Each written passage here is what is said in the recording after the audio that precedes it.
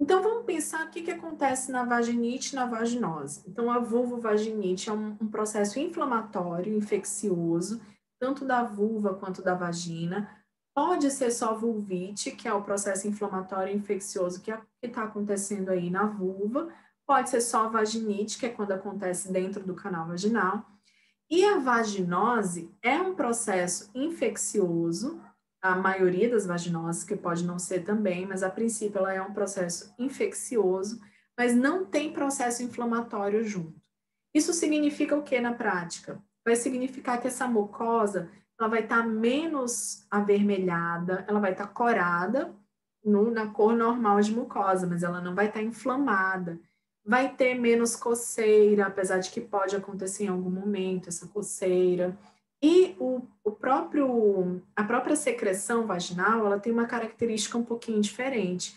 Então, enquanto a secreção da candidíase, ela é mais grumosa, ela parece um leite coalhado, as secreções de vaginoses, elas são mais fluidas, mas elas têm uma característica que elas podem ser mais acinzentadas ou mais esverdeadas e elas têm um forte odor, um cheiro de peixe, né? Então, se fala muito no cheiro de peixe estragado, principalmente depois do coito, depois de uma relação sexual ou no período menstrual, por reagir ou com o esperma, ou com mucosa vaginal, ou com o fluido vaginal, ou com o sangue menstrual, aí se produz aminas e esse cheirão de peixe podre, ele fica muito mais forte. Então, a mulher geralmente se sente extremamente constrangida, porque ela sabe que está exalando um odor diferente, ela fica constrangida porque as pessoas em volta percebem, e ao mesmo tempo, muitas vezes, pelo constrangimento, essas mulheres deixam de buscar a assistência. Então, se você é terapeuta, se você é profissional de saúde, procure orientar essa mulher que está passando por isso a buscar um atendimento, porque as vaginoses, a princípio, podem ser facilmente tratadas, mas quando complicam, elas podem vir a produzir uma doença inflamatória pélvica, por exemplo, ou no caso da gestante, elas podem produzir um trabalho de parto prematuro, ou podem, inclusive, produzir alterações fetais, então pode complicar bastante esse quadro. Bom, e a infecção em si acontece por quê? Ela acontece por alteração de pH, no caso da cândida é porque o pH estava ácido, e aqui no caso das vaginoses é porque o pH está mais alcalino. Então, o que acontece na nossa microbiota vaginal? A gente tem lá os micro-organismos que defendem o nosso ambiente, que são os lactobacilos. Esses lactobacilos, eles atuam degradando as moléculas de glicogênio que estão circulantes, e com isso eles vão produzir o ácido lático. É o que vai deixar a nossa mucosa vaginal mais ácida, porque ela normalmente ela está em torno de 3,8, 4, 4,2. Então, quando está abaixo disso, está ácida demais, fica favorável para o fungo. Quando está acima de 4,5, ela está muito alcalina e está favorável para o desenvolvimento de bactérias. Então, esse desequilíbrio é danoso das duas formas. Exatamente porque quando cai, alcaliniza o pH, aí se desenvolvem as bactérias que são patogênicas, são as bactérias anaeróbicas, e aí elas tomam conta do lugar e realmente pode ser um pouco mais trabalhoso de cuidar dessa infecção. Questões também como os hábitos de vida, lavar demais, passar sabão, passar perfume, usar absorvente que é cheio de produto químico, pode alterar o pH. Lavar a vulva no sentido do ânus para a vulva pode trazer conteúdo fecal, pode gerar uma infecção também. Fazer sexo desprotegido, você pode ter uma troca ali de micro-organismos que favoreça o desequilíbrio do pH e, inclusive, que favoreça o desenvolvimento das ISTs, né, principalmente. E questões emocionais não deixam nunca de estar associadas também. Então, a gente pode pensar em questões de autoestima, das emoções que estão muito turbulentas, estão precisando ser olhadas naquele momento. Pode ser uma dificuldade de relacionamento, pode ser uma dificuldade de se posicionar em relação ao ambiente de trabalho, ao ambiente familiar, Pode ter a ver com medos, com traumas. Isso, só quem vai dizer para você é a sua interagente. Ou se é você que está passando por essa situação, no seu processo de autoanálise ou buscando um processo terapêutico, você vai conseguir compreender melhor essas questões. Não dá para dizer que é igual para todo mundo. Isso seria reduzir e anular a individualidade de cada ser. Mas muitos desses aspectos são pano de fundo para essas infecções. Bom, as mais comuns são a tricomoníase, que é causada por um protozoário, que é a tricomonas, essa figurinha bonitinha aqui, que causa bastante problema. Ela é considerada uma IST, então a tricomoníase é considerada IST e ela favorece outras ISTs. Ela acaba abrindo as portas através das microlesões que são formadas na mucosa vaginal, acaba facilitando o contágio de gonorreia, sífilis, clamídia. Então, é bem importante que seja olhado desde o início. E outras possibilidades de vaginoses, que são as bacterianas, aquelas que se desenvolvem por bactéria, principalmente pela Gardnerella vaginalis, mas não apenas por ela, existem outras bactérias também. Então, a Gardnerella também está na nossa microbiota. Se a microbiota estiver em equilíbrio com os lactobacilos, que são nossos agentes de defesa ali, junto com o nosso sistema imunológico, muito provavelmente essa bactéria não vai se desenvolver em demasia. Mas se ela encontra esse ambiente alcalino demais, uma queda da imunidade e algumas outras questões, aí realmente ela vai se desenvolver forte. Então, 50% das mulheres que têm um episódio de vaginose bacteriana vai ter uma recorrência desses episódios, 3 ou mais episódios por ano. E 30% delas vai ter uma recorrência do episódio em menos de 3 meses. Então, tratou um episódio, em menos de 3 meses ele vai voltar. Por que que volta? Volta pelos mesmos motivos que originaram o primeiro episódio. Então, não adianta cuidar só dos sintomas, você tem que ver o que está acontecendo nesse terreno.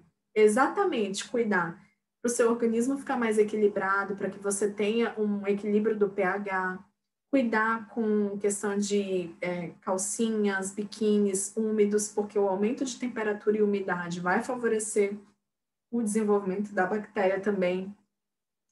Fatores de estresse, baixa imunidade. Na gestação, a gestante fica mais vulnerável porque ela tem uma alteração hormonal, ela tem uma alteração de pH e de umidade, então tá tudo favorável ali para o bichinho se desenvolver. O uso do DIU pode ser um dos fatores que desencadeia as vaginoses de repetição, assim como uma infecção mal cuidada, ou aquela infecção que não foi tratada até o final, e aí ocorre uma persistência desses micro-organismos ali, ficam ainda algumas bactérias que acabam se desenvolvendo se a sua microbiota vaginal não tiver os lactobacilos. Então, existem, inclusive, probióticos que são específicos para combate a fungos vaginais e a bactérias vaginais. Pode acontecer também dessa bactéria fazer um biofilme que fica aderido ao epitélio vaginal, aí você trata, parece que sumiu, daqui a pouquinho volta de novo. Assim como pode acontecer resistência aos medicamentos que são comumente utilizados. Então, olha só, a gente já está pertinho de fechar e eu não queria deixar vocês com essas informações sem ter uma perspectiva de tratamento natural, de cuidados naturais que podem ser utilizados para esses quadros. Então, o que pode resolver de uma forma fácil, assim, de uma forma acessível? Fácil não é, tá? Porque requer esforço, dedicação, comprometimento de você fazer de forma disciplinada. Não adianta fazer uma vez perdida e dizer, ai, não funcionou. Não funcionou porque é um tratamento e precisa ser levado com a mesma disciplina de qualquer tratamento. Então, pode ajudar bastante fazer os banhos de assento com chá de aroeira. Existem estudos bem legais mostrando o potencial bactericida da aroeira e fungicida também. Então, tanto para cândida quanto para esses quadros de vaginoses, ela pode ajudar bastante. Ou ainda, o banho de assento com chá de camomila e orégano. Precisa usar óleo essencial? Não. Você precisa fazer o chá da casca de aroeira ou fazer o chá de camomila e orégano, tá? O uso via oral de cápsulas de alho, Ou se você não tem muita restrição com aquele sabor do alho, pode fazer o uso do dente de alho cortadinho, então 2, 3 dentinhos de alho cortados. É lógico que na cápsula de alho vai ter um óleo de alho concentrado ali num componente chamado alicina. Ele se forma quando essas moléculas da aliina entram em contato com o oxigênio. Aí ele acaba formando a alicina, que é um componente altamente bactericida, e ajuda bastante o nosso organismo. Então, existe um estudo que eu coloquei a referência dele aqui para vocês, quiserem consultar depois. Ele mostrou 70% de eficácia com o uso do medicamento padrão e a ingestão das cápsulas de alho durante 7 dias. Outra forma legal de fazer esse cuidado não farmacológico seria a utilização do gel de aroeira. Esse estudo que eu coloquei aqui, a referência, mostrou uma efetividade de 83%. 83% das mulheres que utilizaram gel de aroeira durante 10 dias conseguiu uma cura do quadro de vaginose bacteriana. Então, são ações efetivas e que são de fácil acesso. Outra possibilidade que a gente tem é a utilização do banho de assento. Então, lembra que no caso da vaginose existe uma elevação do pH. Esse pH está muito alcalino.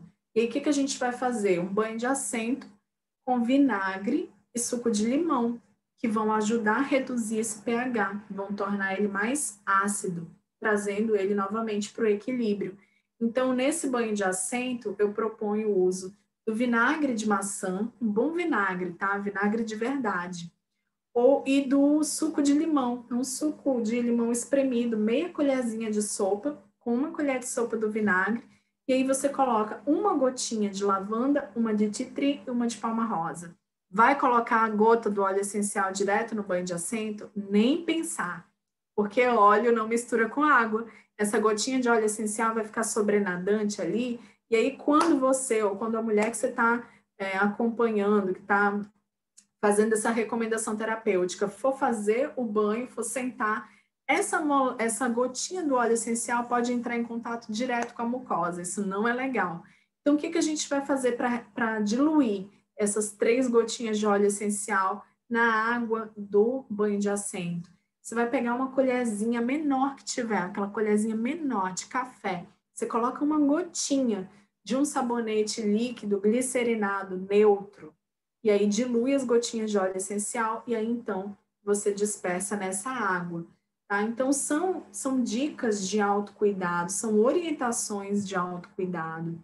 O ideal, se você for passar esse tratamento, é que você se aprofunde no estudo dessas práticas, tanto da utilização das plantas medicinais, quanto da utilização dos óleos essenciais, para você ter coerência com a sua prática, para você ter uma prática bem embasada daquilo que você está passando para uma outra pessoa utilizar. E se for o seu autocuidado, faça com bastante consciência, procure seguir as orientações, procure um terapeuta ou um profissional de saúde que possa auxiliar você se você tiver dúvidas.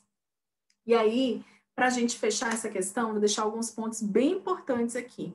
É preciso que fique bem claro quando a gente está praticando a ginecologia natural, seja para o autocuidado, seja como profissionais fazendo essas recomendações para outras mulheres. É que, gente, 50% dos diagnósticos que são feitos nos consultórios médicos ou consultórios de enfermagem, 50% desses diagnósticos clínicos não está certo. Então, aquele profissional que está lá todos os dias fazendo não sei quantos preventivos, dezenas de preventivos, se for na rede pública, por exemplo, ele está vendo várias características de mucosas, de secreções, de odores, de histórias clínicas, e ainda assim, esses profissionais que se prepararam tanto, que estudaram tanto, que têm tanta prática, eles erram na metade dos casos, porque nem sempre aquela aparência é determinante para você definir qual é o micro-organismo que está ali. Então, por mais experiência que tenha, o profissional pode errar também.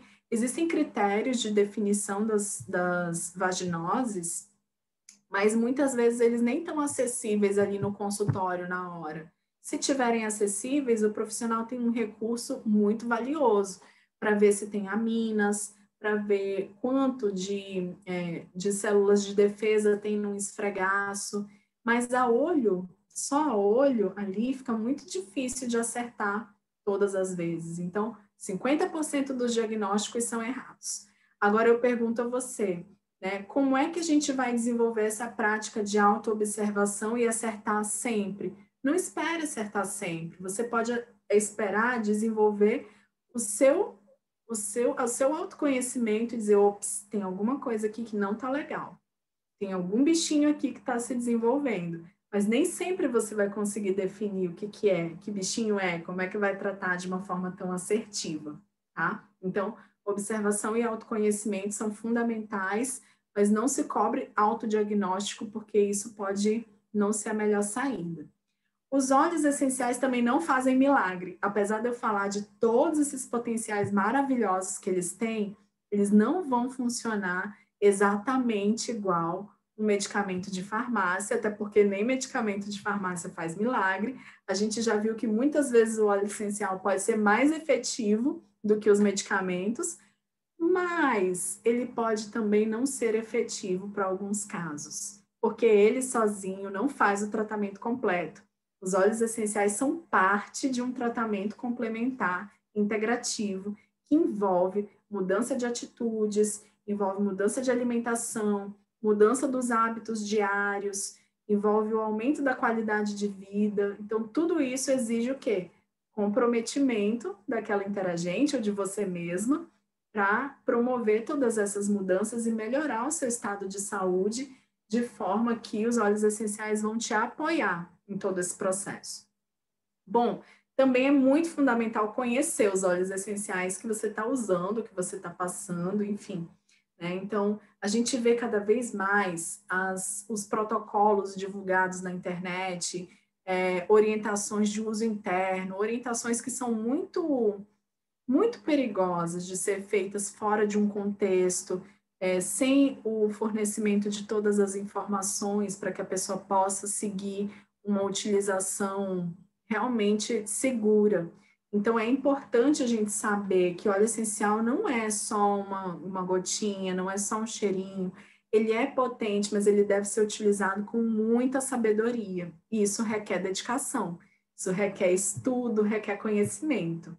E, por fim, é muito importante conhecer bem a sua interagente, se você é um profissional, ou conhecer bem a si mesma, fazer o seu autoestudo, sua autoanálise, para que você possa entender os seus processos, entender os seus gatilhos, entender o seu terreno, porque sempre a escolha dos óleos essenciais vai ser individualizada também. Não adianta dizer que é o titri, para todo mundo vai ser titri. Não é bem assim. Existem, como vocês viram, diversas possibilidades e a gente deve pensar sempre no contexto como um todo daquela pessoa que está sendo tratada.